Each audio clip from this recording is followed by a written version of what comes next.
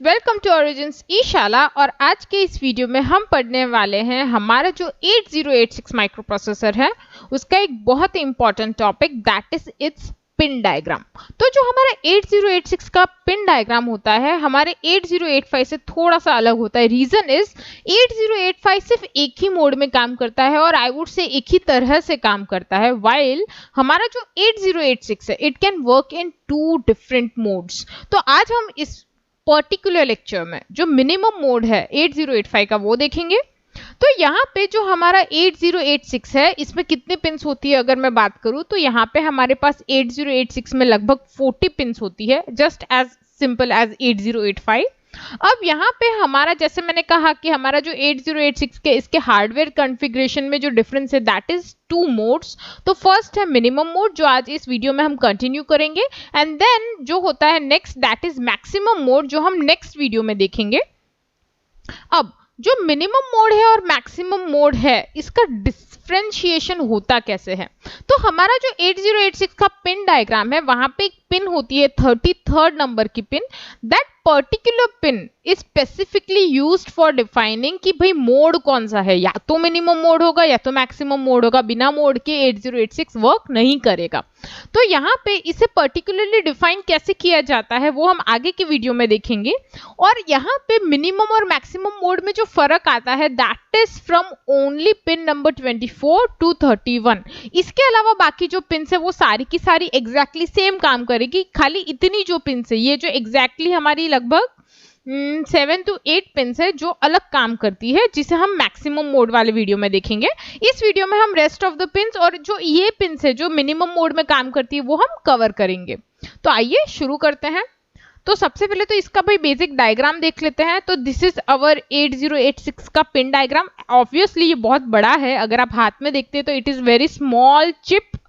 तो यहाँ पे 8086 का जो पिन डायग्राम है, अब अगर मैं आपको बात करूँ कि भाई कोई भी प्रोसेसर, इनफैक्ट कोई भी डिजिटल डिवाइस या कोई भी एसी device whatever you want to run, क्या जरूरत पड़ती है किसी भी इलेक्ट्रॉनिक या इलेक्ट्रिक डिवाइस को रन करने के लिए हमें क्या चाहिए?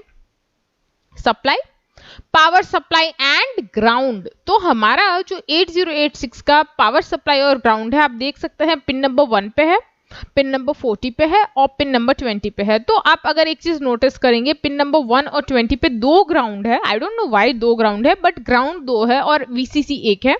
तो ये दोनों पिन्स मिलके क्या करेगी, एक सोर्स देगा। और अगर ऑब्वियसली अगर आप पावर को मूवमेंट नहीं देंगे या पोटेंशियल मूव नहीं करेगा तो प्रोसेसर वर्क कैसे करेगा, तो ग्राउंड चाहिए।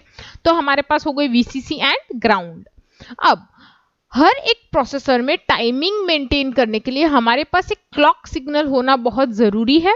तो हमारा जो एक्सटर्नल सर्किट होता है, यहाँ पे एक चीज ध्यान रखने की, यहाँ पे XTAL1 और XTAL2 की जो पिन्स होती है 8085 में क्रिस्टल पिन्स वो नहीं है। तो हमें एक बाहर से एक्सटर्नल सर्किट लगानी पड़ेगी और वहां से हम लोग जो हमारा क्लॉक इनपुट है वो इस प्रोसेसर को देते हैं, ताकि हमारा जो 8086 है इसका जो ओवरऑल प्रोसेसर का टाइमिंग है वो हम सेट कर सके और आई वुड से मेंटेन कर सके सिस्टम रन करने के लिए। अब जो नेक्स्ट पिन है जो जैसे मैंने बोला इंपॉर्टेंट पिन है that is minimum and maximum mode. तो यहाँ पे ध्यान रखने की ये चीज है कि मिनिमम मोड पॉजिटिव है और मैक्सिमम मोड के साइड में आप देखेंगे छोटा सा डॉट जैसा दिख रहा है, that is representing maximum complement. ऐसा क्यों? क्योंकि जब ये पिन 1 होगी it means it will be representing minimum mode, while अगर ये पिन 0 है तो ये सिस्टम मैक्सिमम मोड में है, ये बताएगा।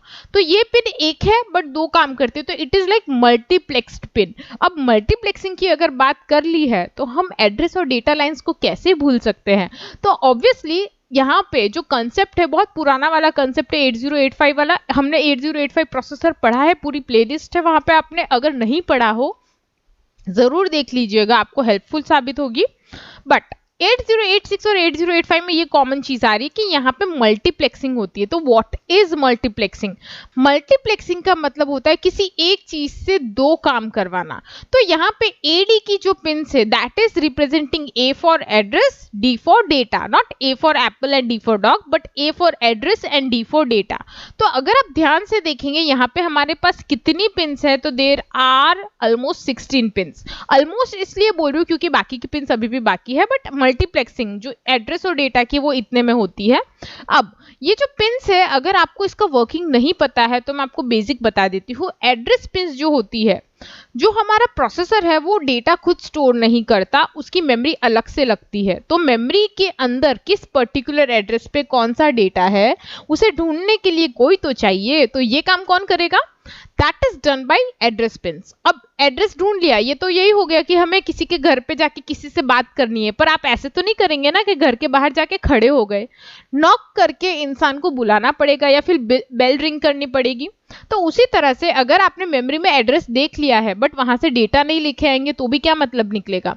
तो हमारा जो डेटा पिन है उसका काम है प्रोसेसर में डेटा लेके आना, यानी आपको जो भी डेटा पे काम करना है, कुछ भी addition, subtraction, arithmetic, logical operation, whatever, वो करने के लिए उस पर्टिकुलर डेटा का प्रोसेसर में आना जरूरी है। तो वो काम करती है हमारी डेटा पिन्स। अब जैसे मैंने बोला दोनों काम हो रहे हैं, क्या दोनों काम साथ में होंगे? नो, एट ए टाइम एक ही काम होगा। तो डिफरेंशिएशन कौन करके देगा? यहाँ पे हमारे पास इस काम के लिए एक पिन होती है, दैट इज ALE। ALE का मतलब होता है एड्रेस लैच अनेबल। अब इसका थोड़ा डिटेल वर्किंग अभी थोड़ी देर में देखेंगे, बट इसका काम यहाँ पे मैं बता देती हूँ। अगर ये पिन 1 है, यानी ये पिन हाई है या इसको हाई वोल्टेज मिल रहा है, इस पर्टिकुलर पिन को, ALE को, इट मीन्स ये जो पिन्स है 16 pins, they will be working as address pins. और अगर ये पिन 0 है या इसके लो वोल्टेज मिल रहा है तो ये जो पिन है बाकी की 16 pins, they will be working as data pins. तो ये हुआ इसका बेसिक वर्किंग। अब जैसे मैंने बोला ये ऑलमोस्ट 16 पिन्स है, तो बाकी की पिन्स कौन सी है? तो हमारे पास जो एड्रेस पिन्स है, हमारे पास 4 और एड्रेस पिन्स होती है, बट ध्यान ये रखना है they are only for address and status pins. उसमें अलग काम है बट डेटा नहीं है, क्योंकि जो 8086 है इसमें 16 बिट का डेटा होता है, तो वो तो AD0 और AD15 तक कवर हो जाएगा। बट जो एड्रेस है that is for 20 bit address. तो 20 बिट एड्रेस के लिए 20 एड्रेस लाइन भी चाहिए ऑब्वियसली। तो AD0 से A19 तक तो 20 एड्रेस लाइंस। तो यहाँ पे जो एड्रेस लाइंस है अगेन ये मल्टीप्लेक्स्ड है, बट इसमें डेटा मल्टीप्लेक्स नहीं है। यहाँ पे S करके अगर आप देखेंगे S3 to S6 कुछ मल्टीप्लेक्स्ड है, that are our status lines. तो स्टेटस लाइंस और एड्रेस लाइंस मल्टीप्लेक्स्ड है। तो अगेन जब ALE 1 होगा तब ये एड्रेस का काम करेंगे, एंड जब ALE 0 होगा तब ये पिन स्टेटस के लिए काम करेगी। अब यहाँ पे मैं इतनी देर से ALE बता रही हूँ, तो फाइनली ALE का डेफिनेशन देख लेते हैं। ALE is address latch enable. तो लैचिंग का मतलब होता है किसी को लॉक कर देना। तो हम किसको लॉक करते हैं यहाँ पे? एड्रेस को। तो अगर आपका ये जो पिन है दैट इज हाई, यानी यू आर लॉकिंग एड्रेस, यानी इस पर्टिकुलर सिस्टम की वजह से जितनी भी पिन्स है एड्रेस और डेटा वाली या एड्रेस या स्टेटस वाली, they will be working as address pins. और अगर ये पिन 0 है ALE, तो सारे सिस्टम को पता होता है कि जो पिन्स है वो डेटा और स्टेटस के लिए काम करेगी। तो ये जो पिन है इसका इंपॉर्टेंस बहुत ज्यादा है, यानी टेक्निकली देखा जाए तो अगर ALE वर्क नहीं कर रहा है तो बाकी का एड्रेस, डेटा, स्टेटस कुछ भी काम करेगा ही नहीं। तो ये पिन बहुत इंपॉर्टेंट होती है, not only in terms of knowing data but also in the terms of working of hardware. अब इसके अलावा हमारे पास कौन कौन सी पिन्स है? तो यहाँ पे जो हमने एड्रेस पिन्स देखी थी इसके साथ डेटा पिन्स भी है। तो डेटा पिन्स हमने स्टडी कर ली। अब यहाँ पे जो दूसरी एड्रेस पिन्स थी A16 to A19, अगर यहाँ पे आप देखेंगे स्टेटस पिन्स है 4।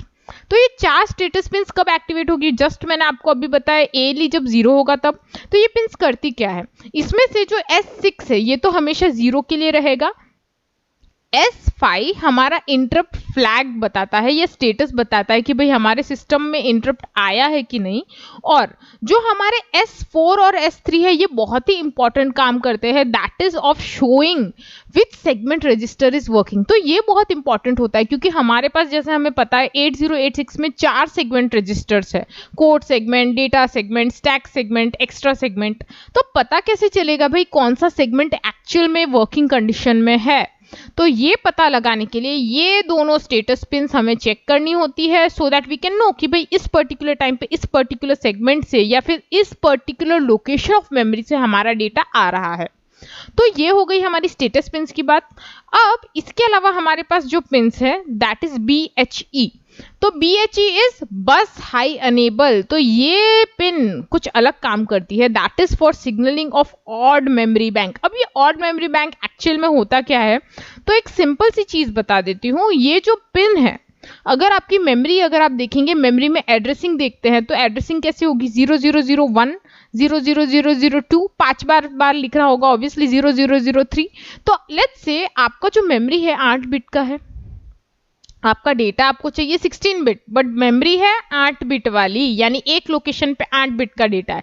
तो जब आप 8 बिट के बदले 16 बिट का डेटा लेंगे तो ऑब्वियसली आप 2 कॉन्जिक्यूटिव मेमोरी लोकेशन को लेंगे, लेट्स से 1 और 2 या फिर 2 और 3।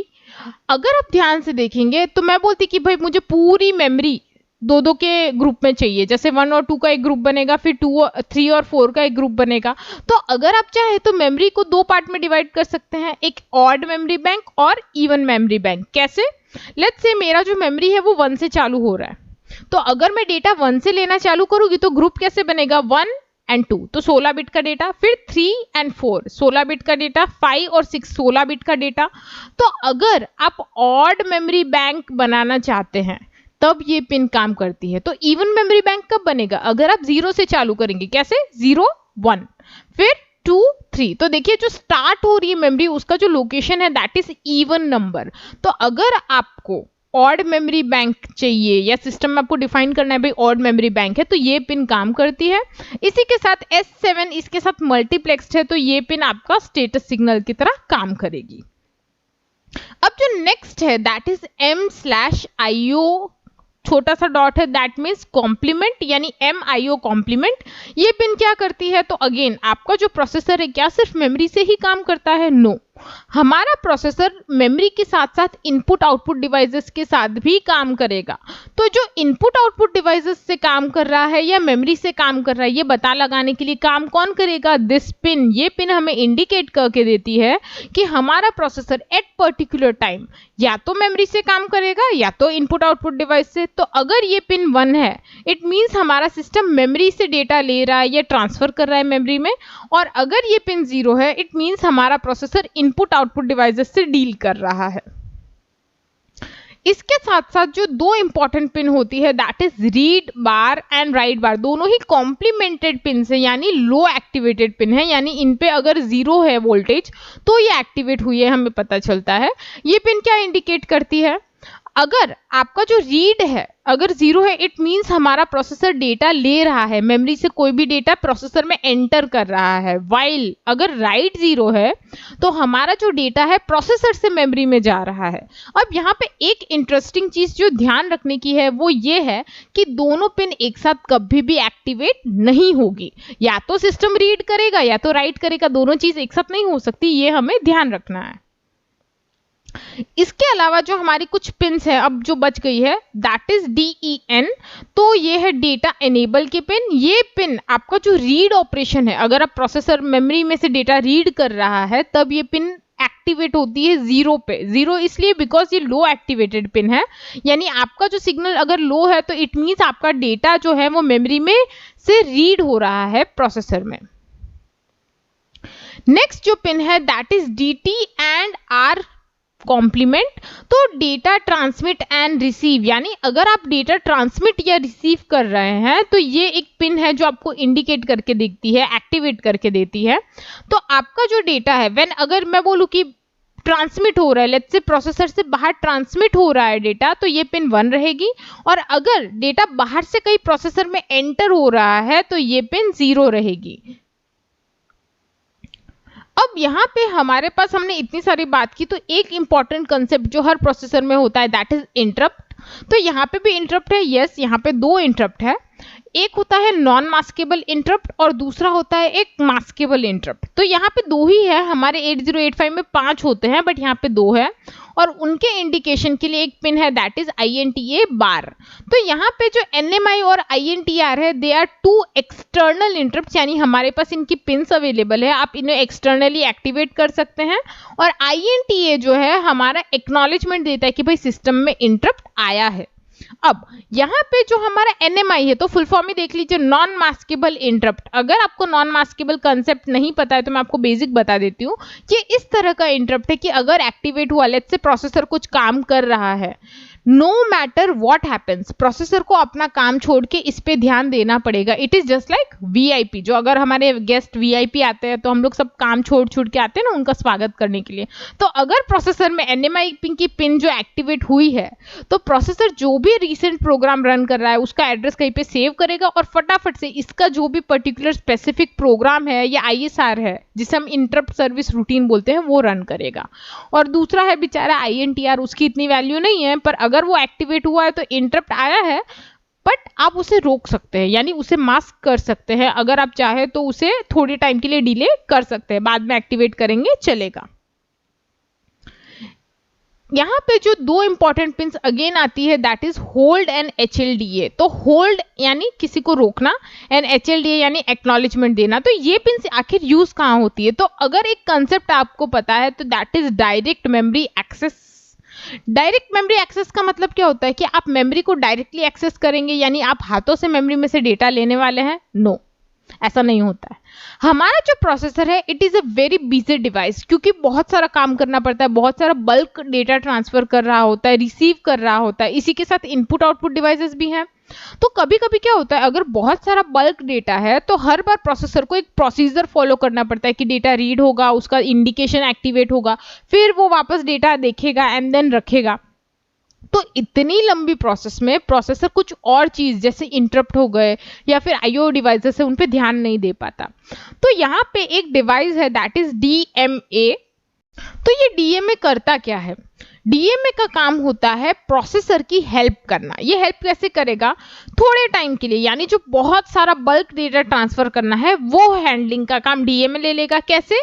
होल्ड पिन की मदद से। यानी DMA होल्ड पिन पे एक सिग्नल भेजेगा, can I help you? It is like इतना पूछने जैसा ही है। तो प्रोसेसर अगर उसे हाँ बोलता है इट इज लाइक HLDA वापस देगा, दैट इज होल्ड एक्नॉलेजमेंट।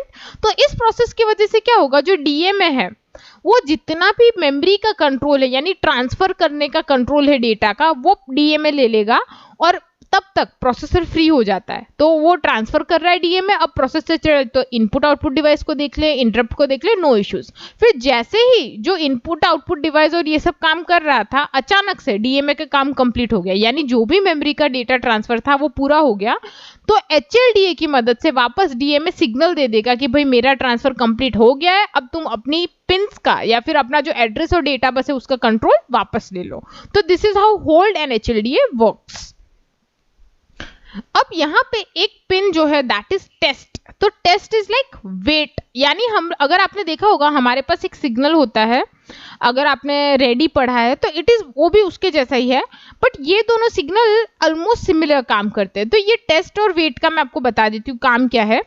ये दोनों जो सिग्नल है ये सिस्टम को एक तो सिंक्रोनाइज करने में हेल्प करता है, रेडी सिग्नल, और दूसरा होता है सिग्नल वेटिंग के लिए। तो टेस्ट सिग्नल क्या करता है, हमारा वेट करवाता है सिस्टम को। अगर सिंक्रोनाइजेशन हो रहा है तो it may take some time, it may happen कि थोड़ा सा टाइम लग रहा है सिंक्रोनाइजेशन में, तब टेस्ट सिग्नल एक्टिवेट हो जाता है। तो ये कॉम्प्लीमेंटेड है यानी लो है, अगर 0 पे है इट मीन सिस्टम को पता होता है कि भाई मैं वेट कर रहा हूं। तो जैसे ही सिंक्रोनाइजेशन होगा रेडी सिग्नल एक्टिवेट होगा कि भाई synchronization done, now you can transfer data or you can perform any operation that you want with processor or along with the slow device। तो ये दोनों ही पिन बहुत इंपॉर्टेंट है when it comes to running a very slow device with processor। तो ये दोनों pin इस तरह से काम करती है। अब लास्ट जो पिन है हम देखने वाले हैं इन minimum mode that is reset pin.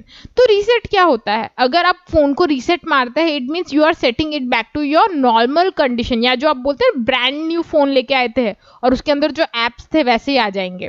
तो जो रीसेट है हमारे सिस्टम का, रीसेट क्या करेगा, पूरे सिस्टम को रीसेट कर देगा, यानी आपका जो इंटरनल वर्किंग है प्रोसेसर का, नॉट मेमोरी बट जो प्रोसेसर का इंटरनल वर्किंग है रजिस्टर से, वो सारे खाली हो जाएंगे या 0 पे सेट हो जाएंगे।